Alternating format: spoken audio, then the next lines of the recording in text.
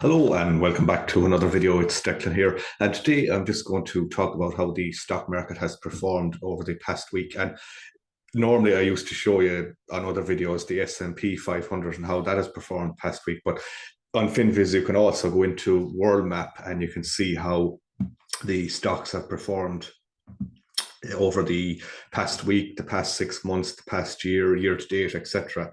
So you can see the Canadian stocks are mostly in the green this past week. And you can also see the Mexican stocks, there was a few of them were down, but only down 0.05%, 0.54 respectively, not huge dips. And you can also see the Brazilian stocks. There was quite a, they were up over 6% in some cases, 4 in others, down 0.9, which wasn't much overall. And you can also see the Irish stocks, Ireland, where I'm from. So Accenture PLC, there's another one here, Eaton Corporation PLC, and there's also Steris PLC. That's just a few of them from Ireland. So a mixed bag in Ireland overall the past week as well with the stock market. So you can see Alibaba in China, ticker symbol BABA, that's been up 6.97%, and it's trading at 84.27 at the moment. And Japan, Toyota Motor Corporation trading at $146 exactly, and it's up 4.58%.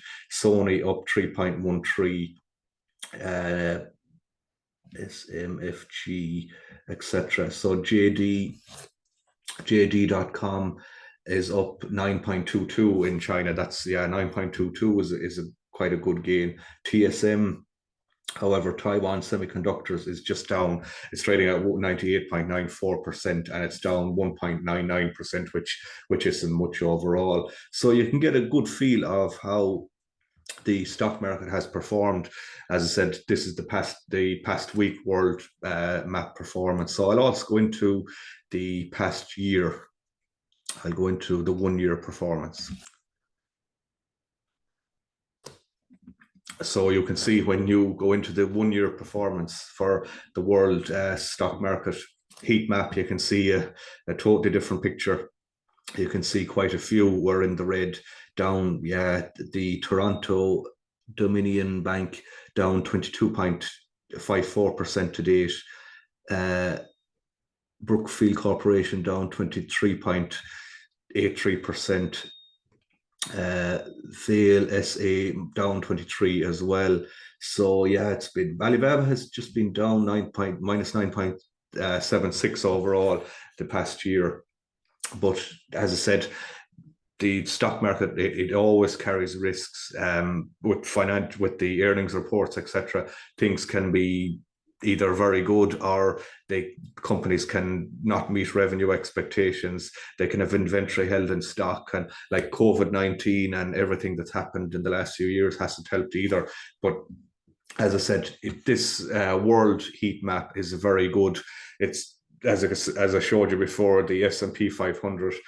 But you can do the world map as well on the 3 months, the 6 months, the monthly, the weekly. So it's just very good. It gives you an overall feel as to how the stock market is doing worldwide, and what companies are up and what companies are down over certain periods of time. As I said, from the 1 month, the 1 week, the 3 months, 6 months, year to date, etc. It's all there. And finviz, I use it myself. I use the free version of it. You can also upgrade to the elite for further information as well. But I find this very good. The stock market heat map is an excellent feature, and I use it quite a bit to keep an eye on, as I said, the S&P 500, the tech stocks, etc., and the world map as well. So Canada, Ireland, United Kingdom, China, Japan, Mexico, South Africa, Australia, they're all there. They're all there. So I just said I'd give share this video with you guys, just a quick run through of how the stock market has done the past week